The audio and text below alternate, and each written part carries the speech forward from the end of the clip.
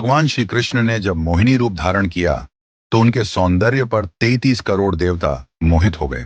सभी देवताओं ने मन में यही कामना हुई कि ऐसी सुंदरी उनकी पत्नी बन जाए।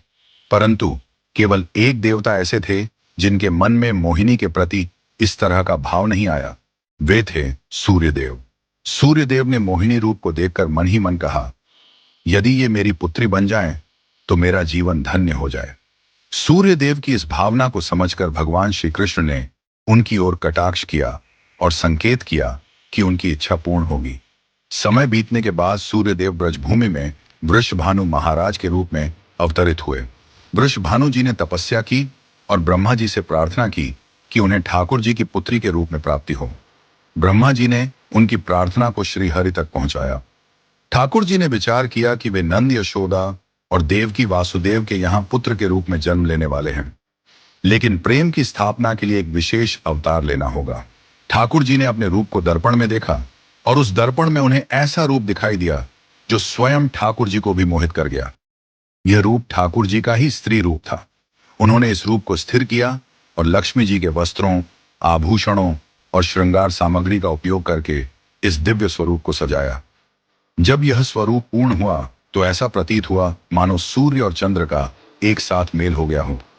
यह दिव्य तेज इतना अद्भुत था कि स्वयं ठाकुर जी भी नेत्र मूंदने को विवश हो गए। जब उन्होंने नेत्र खोले तो उनके सामने श्री राधा रानी का दिव्य स्वरूप प्रकट हुआ।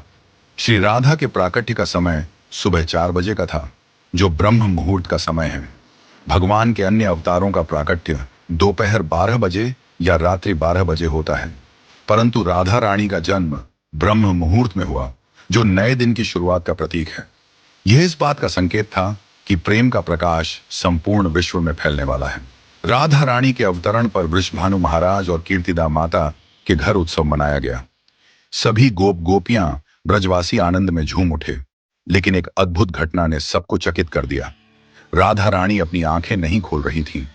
वृषभानु महाराज और माता कीर्तिदा इस बात को लेकर चिंतित हो गए।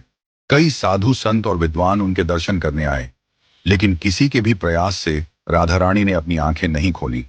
तभी देवताओं के आग्रह पर नारद मुनि वहां आए। उन्होंने राधा रानी के पास बैठकर उनकी स्तुति की।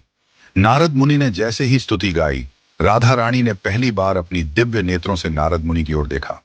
उस समय राधा रानी का स्वरूप ऐसा था मानो मृग नयनी सुंदर बालिका अपने पालने से झांक रही हो। यह दृश्य देखकर नारद जी आनंद से झूम उठे। उन्होंने अपनी वीणा और करताल बजाकर कीर्तन प्रारंभ कर दिया और गाने लगे, जय राधे जय वृंदावन वासिनी। वृषभानु महाराज यह अद्भुत दृश्य देखकर भाव विभोर हो गए। उन्होंने राधा रानी को प्रणाम किया और स्वयं को धन्य माना। उन्होंने अनुभव किया कि उनकी पुत्री कोई साधारण बालिका नहीं, बल्कि साक्षात देवी हैं। इस प्रकार श्री राधा का अवतरण प्रेम की स्थापना के लिए हुआ। ठाकुर जी ने ज्ञान, धर्म और वैराग्य की स्थापना के लिए कई अवतार लिए, लेकिन प्रेम की स्थापना के लिए श्री राधा का अवतरण हुआ।